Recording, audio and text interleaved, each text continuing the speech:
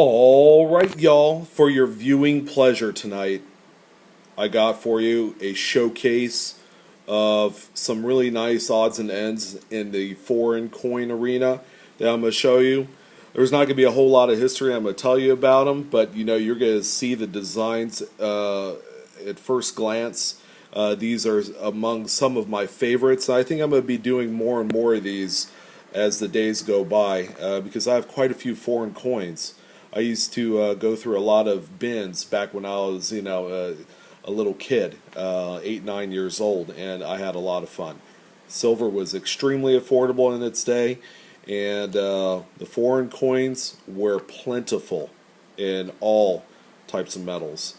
So how about we started out with a 1947 Panama, 1 Balboa. Check this thing out. Obviously mint state, but this is one of the prettiest coins I have in my collection in terms of foreign persuasion. Okay, so that's a 1947, 1 Balboa. Okay, up next we have a 1941 New Zealand, 1 florin. There you go.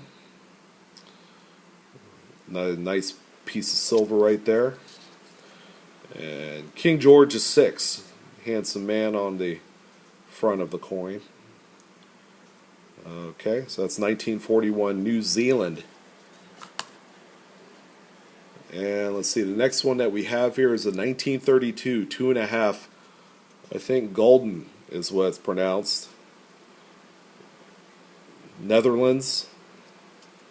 Okay, big old hunk and chunk of silver, similar in size to a crown. Ta-da. Not too bad, if I had to guess. AU. It's got some wear.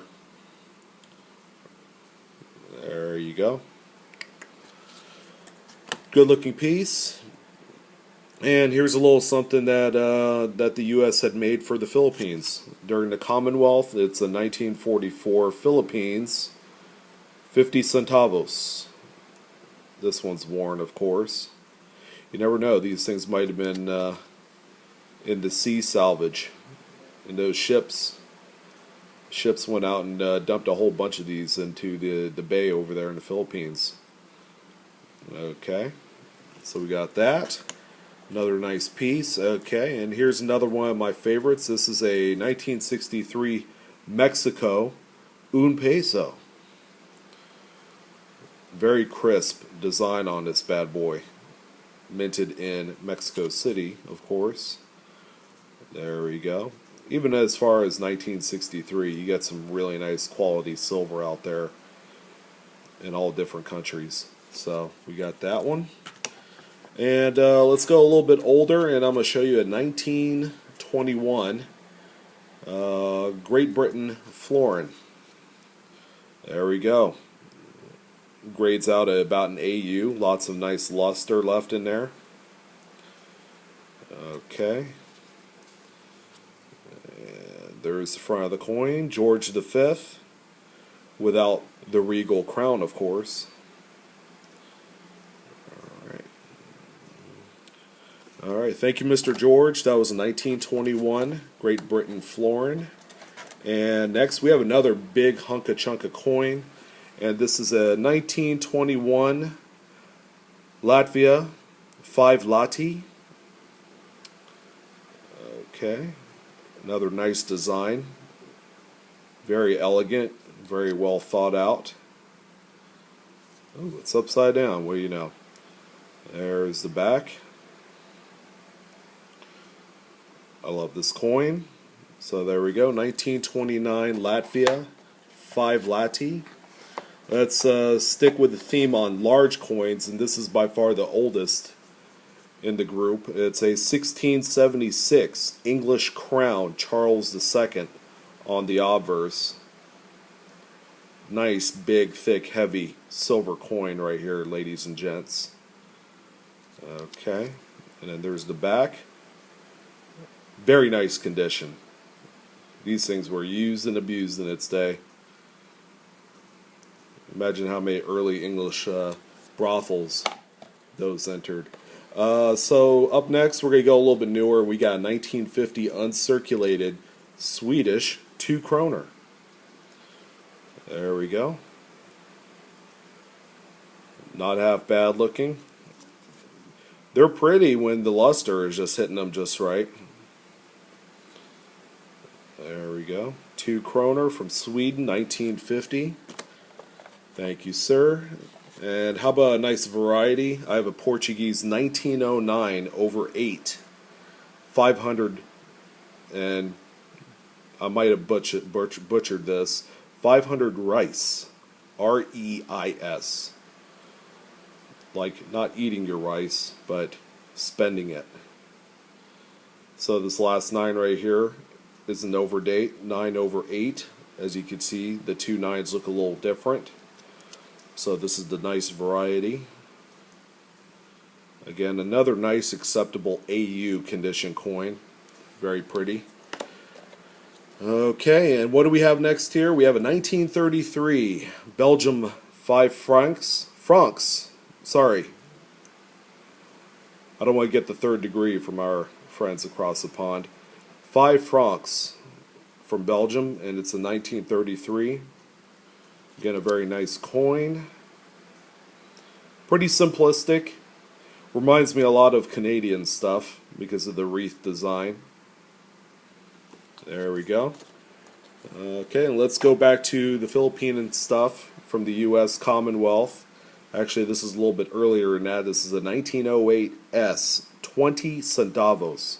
A nice, relatively different denomination. And this one is a great AU example. There we go.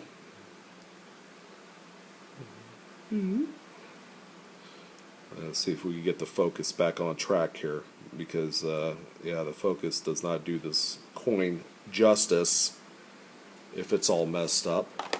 And let's see, up next I have a really pretty, seldom seen coin. It's an 1887 Great Britain 6p. But it's just not any 6p. It's a proof 6p. How awesome is that? Slightly impaired, like it's seen in circulation. But I do have an unk example of a regular business strike of this coin. Okay, and here's the reverse. Very ornate coin. One of my favorites in my collection. So that's an 1887 Great Britain 6p proof. And you know what? We got to cap this sucker off with a bang. And I've shown you a lot of very nice coins, a lot of big, deep silver items.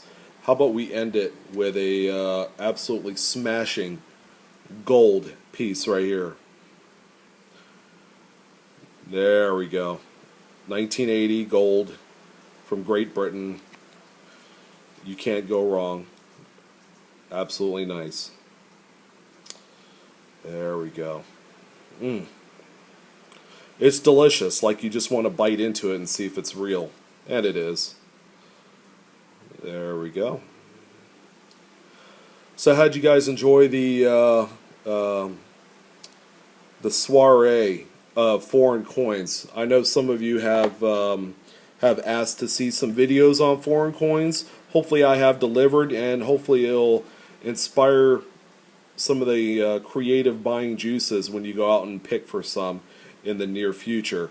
A lot of really nice pieces. If you guys like kind of this portfolio of various foreign pieces, please let me know, because I will be more than happy to do more of these in the future. I think it's somewhat educational, even though I don't go through a huge kind of history lesson behind each coin. But just by seeing the individual designs and examples, hopefully it'll give you something to think about in the future. But anyways, questions, comments, you know where to put them. And if you'd like, please check out my website in the bottom resource box to some of the great stuff that I have going on, some new finds, new articles. I'm always updating. I'm now getting back into it more. Thanks again, guys. Have a wonderful evening, and I'll talk to you later.